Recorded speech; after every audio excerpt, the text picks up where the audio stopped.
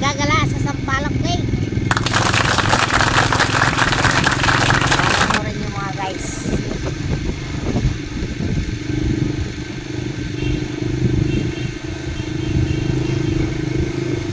Alam mo na yung mga nasa gitnang bahay, mga mangingisda.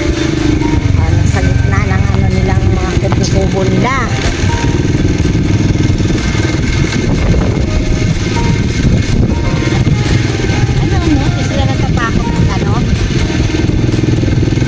Bahay nila nasa gitna mga kubo-kubo nila, pero pinino lang siguro nila pag nananagat sila pag nangunguha ng isda.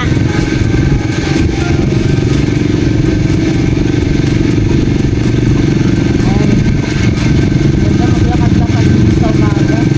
Oo, maganda dito maglakad-lakad.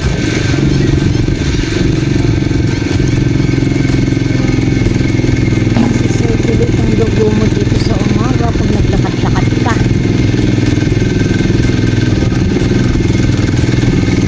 Doon sana tayo palabas. Doon na palabas? Hindi na dito tayo.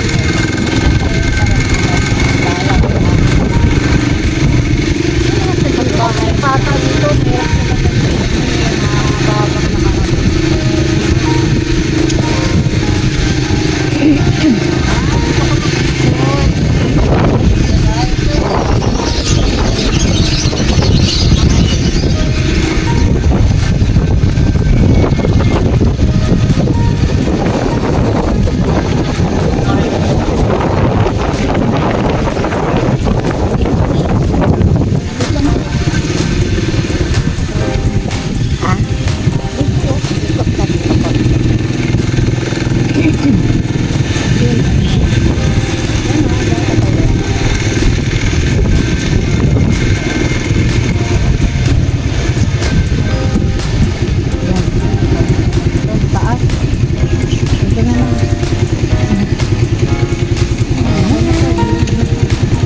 bababa muna tayo at magtitingin-tingin tayo sa paligid.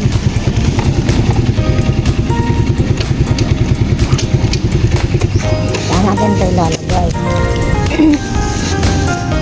Okay lang siya. Ito muna tayo.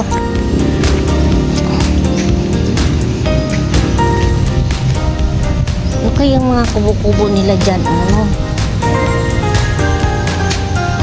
Masarap siguro pag napunta sa gitna.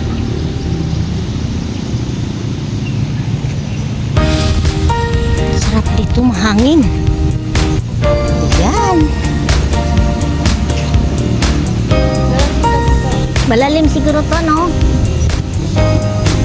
Kasi ano na malalim na to. Ha? Sabihin, malapit dito ang dagat. No? Pusing ito. Lawak lang.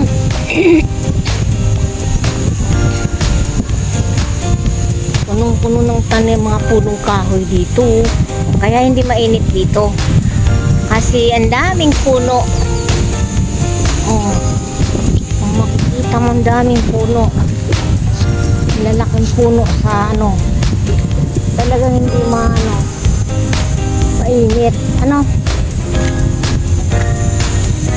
Sampalok pa. Sampalok to.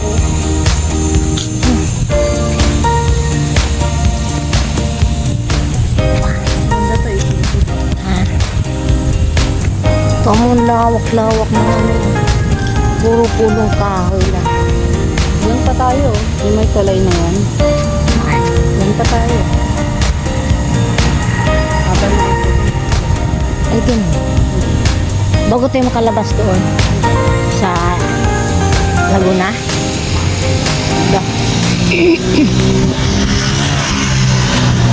Bibira lang dito ang kawan. Buka dahil ngayon? Gabi ang matao dito. Working day. Maraming nagja-jogging dito sa hapon kasi palandong na. Paggabi marami. Tapos weekend marami. Sabado may mga banda-banda dito. Yung iba, mayroon ditong kapihan, tapos naglalatag. Ang nila, imbis lamesa, latagan ng bani. Yung mga unag. Oo nga naman, maganda, ma-fresh dito. Ano sila? Doon sila nakaka-off. Yung iba naman tent kasi gusto nila dito matulog. Eh di pwede tayo dito matulog.